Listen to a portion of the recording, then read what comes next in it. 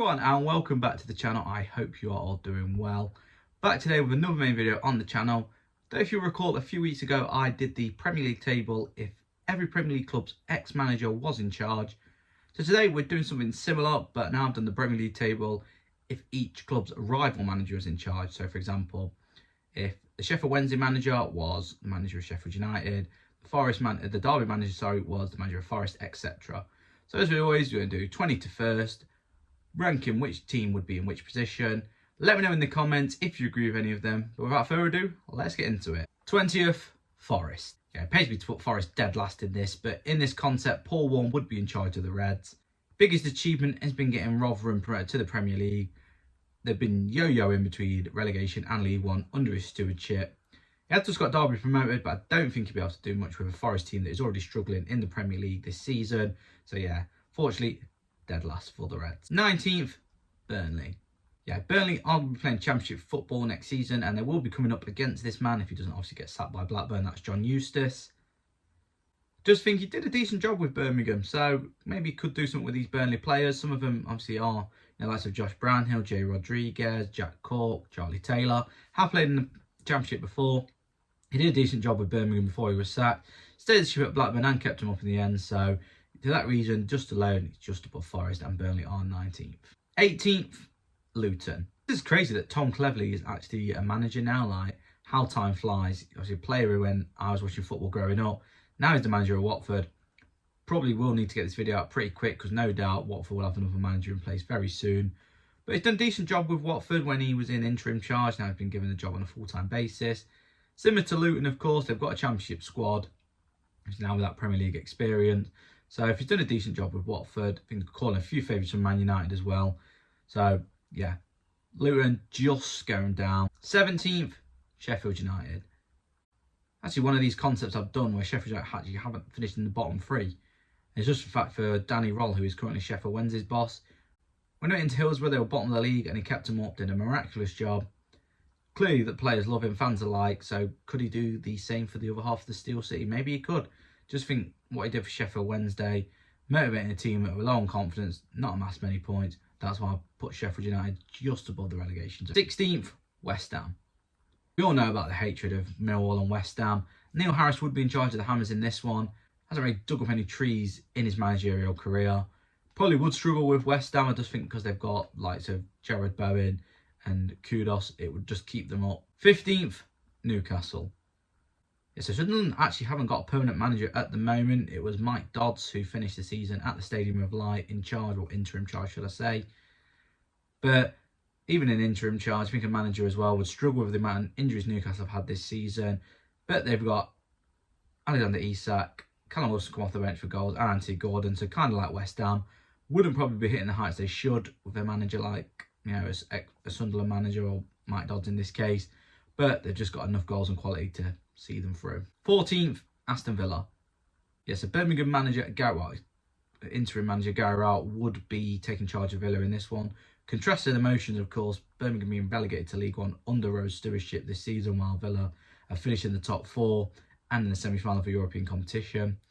But probably similar, we've said with loads of people so far in this list, they've got the quality just to stay up. And Gary Rowett's highest achievement was leaving Birmingham in sixth and leading Mill to the cusp of the playoffs. Don't think he'd do much, but he's got a World Cup winner in goal, Ollie Watkins, Leon Bailey, enough quality, but I don't think it could motivate him for a top 10 finish. 13th, Fulham. So I've gone for Thomas Frank in this one, so I've gone for Brentford being Fulham's main rivals. Thomas Frank would be taking the helm at Craven Cottage in this. He's a proven Prem manager. He's been linked with a job at Man U. Without even Tony, though, Fulham don't really score many goals. They haven't done this season. They haven't got many people who can score over 10 goals. So I think he's just struggling in that, but hey, done a decent job with Brentford, so probably the same with Fulham. Probably mid-table mediocrity. 12th, Bournemouth. Yeah, Russell Martin, a Southampton manager, would be taking over at the Vitality Stadium in this concept. Plays similar stuff to Adoni Areola, plays out from the back. Lovely fluid football. Bournemouth, got some Championship players who have gone on to be good Premier League players. Russell Martin, been on the cusp of Premier League football with Southampton this season. They're in the playoffs. I think he's similar to Areola, probably not, on the same level, but similar in the play styles, etc. So I think he'd do a decent job. 11th, Wolves. Yeah, so Carlos Corberán would be taking the reins at Molineux. Of course, was the assistant at Marcelo Bielsa at Leeds. Now is manager of West Brom. Led Huddersfield to playoff final. 11th, Wolves. Yeah, so Carlos Corberán, currently manager of West Brom, led them to the playoffs this season after taking over. I think they were, in the bottom three. Did a great job at Huddersfield, learned a lot off Bielsa, played some lovely football. Wolves have got a good team as it is. So, yeah, 11th. 10th, Brentford. So just like I did with Fulham, I've gone for Brentford being their main rivals as well. So Marco Silva's taken over at the G-Tech. Decent job he's done at Fulham. Kept him out of relegation trouble. Not many people think Fulham are going to go down. He's coped with the loss of Mitrovic brilliantly. The reason I put him higher than Brentford is because they've got even Tony. He can work with a goal scorer. So I think Tony's goals would fire Fulham. Tony's goals under Silva would fire Brentford to the mid-table. 9th, Brighton. Yeah, Oliver Glasner's done a terrific job at Crystal Palace, it must be said. John Philip Mateta playing out his skid. Have similar players do Brighton as well, so I think Glasner would do a decent job with these and have them probably knocking on the door of European football. 8th, Everton. Yeah, Jurgen Klopp's probably taken over an Everton side. It's in decent shape, got decent players, but not more so than obviously the high quality he had at Liverpool. I think he'll do a decent job with them though if he'll keep Calvert-Lewin fit. I think he just managed to take him to 8th and no further. I think, Klopp, what he has done at Liverpool, he's worked wonders. Probably do the same for Everton. That's why they are in 8th. 7th, Liverpool. So yeah, their Merseyside rivals, Sean Dyche would be taking over at Anfield, which would be quite a sight to see. He'd probably change it to the 4-4-2 that he's used to playing. Can't imagine, Liverpool playing that sort of style as they, we're used to what they play now. He'd change a lot. I don't think Liverpool would kind of gel into that position. So just for the players they've got though, if they did 4-4-2, I think Darwin Núñez maybe would chip in a few more goals. Salah on the right, Diaz on the left. Just probably getting him in that Europa Conference League position under Dyche. 6th, Crystal Palace. Yeah, so as I said with Oliver Glasner, they're quite the same, really, managers. Play lovely football. He's got the likes of Eze and Elise. What he did with Brighton was phenomenal. He took some, an average Premier League team, which you didn't think would do much. Probably do the same with his Palace team and would have Palace play Europa League football, I think, under De Zerbi. Stock is high.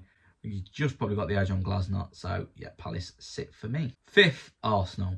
Yeah, Ange Postecoglou in his first season at Spurs has done a decent job. I just think with this Arsenal team playing the high line, they would struggle. He refuses to change as well, which I do quite like, actually. He's not thinking, I've got to change it because we're losing games, etc. He sticks to his guns. I just think, we've seen Spurs lose a few games this season when they've gone on a bad run. It's happened with Arsenal. Just don't think, like Spurs are now, they'd be finishing 5th like they are under Ange, when Spurs are at the minute. 4th, Spurs.